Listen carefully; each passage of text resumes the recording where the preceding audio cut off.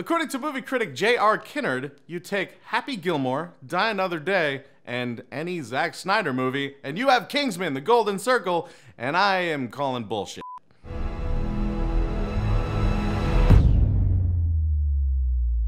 What's up, you guys? If it's your first time here, make sure you hit the subscribe button and that little bell right next to it. Also hit the like button and let us know you like the video. Now let's take a look at this dumbass critic. If Adam Sandler ever did a remake of Die Another Day, it would probably look something like Kingsman: The Golden Circle. Well, that's the most wrong statement I've ever heard. It's hard to think of anything more wrong than that. Although I think that's the dumbest thing I've ever heard, I am not opposed to having Steve Buscemi in this. Rob Schneider turns into an umbrella. Great. You could call it cinematic comfort food. If your idea of comfort is sitting naked on a ripped and jagged vinyl sofa. What's going on that sofa? It might be comfortable. I've certainly had lap dances on Weirder. I've given lap dances on Weirder. That came out right. It's also a sophomoric, mean-spirited snooze fest that traffics in nauseating sentimentality. Oh, and it looks surprisingly cheap. What? That looked so expensive. That was there's so much CG and so much crap going on in that movie. That looked so incredibly expensive. I mean, cheap like it wasn't effective? Because if you're talking money, you're just flat out wrong. It's like seeing a Ferrari go by and being like, that looks kind of cheap. And then seeing a rusted out Pinto and being like, now there's a car. This time around, Eggsy and his quartermaster Merlin, Mark Strong, tangle with an old nemesis, Edward Holcroft as Charlie, and Ms. Poppy, Julianne Moore, a drug kingpin who wants to be taken seriously as a businesswoman. Every time plot happens, or something realistic and sensible happens in a review, I get worried about what's next. It's like walking into a strip club whose sign doesn't work. I know I'm gonna be sitting on some f***ed up vinyl. Things immediately get loud and stupid as the opening sequence finds Eggsy and a metal-armed Charlie kung fu fighting in the backseat of a car. Vaughn and his effects team make no attempt to disguise the artificiality of the special effects, which look like the amateurish aftermath of a drunken video game bender. The amateur aftermath of a drunken video game bender? It looks like just a person who plays a lot of video games is hungover? I don't understand that at all. Or did the people who made the video game, were they drunk? What does this mean? If you make any video game while you're drunk, I'm impressed. Formulate a sentence while you're drunk and I'm impressed. Spend 5 minutes not talking about food, someone you want to have sex with, or how much you love a song while you're drunk and I'm impressed. Oh my god, I love this song! It's always Don't Stop Believing. If the look of the film abandons realism, the script abandons competence and logic. Multiple story threads compete for attention like bratty children. Abandons realism, huh? You wanted realism in this, huh? You certainly saw the first one. If the film abandons realism, it did exactly the same thing the first thing did, and is very reminiscent of the first one, and therefore a viable sequel. Now to the script.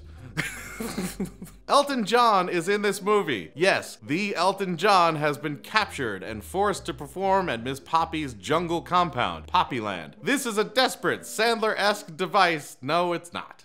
It's called a cameo. Adam Sandler didn't invent cameos. If he did, he'd be richer and more talented. Look, it's Elton John. Isn't that hilarious? That would barely warrant a mention were it not for Elton's frequent appearances. I don't know. I was definitely in an audience that seemed to enjoy the fact that Elton John kept showing up. And it was kind of cool that he was used as a character instead of just showing up. They don't usually do that with cameos. Look at Billy Zane's cameo in Zoolander. It's just like, you should listen to Billy Zane, man. Like, that's the only reason he was there. One particularly terrible scene finds Sir Elton using a bowling ball to bludgeon a mechanical dog. There is no part of that sentence that shouldn't instill dread and sadness in your soul. You see, I feel like you're the wrong person to be watching this movie, because anyone else would be like, that happened in the movie?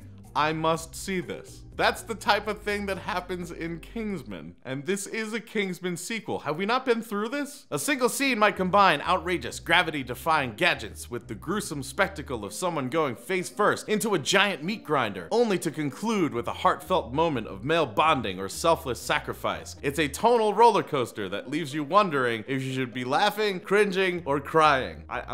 I don't know. I'm pretty positive the tone was clear. There wasn't really supposed to be a moment where you were like shedding a tear. There were some emotional moments for sure, but in general,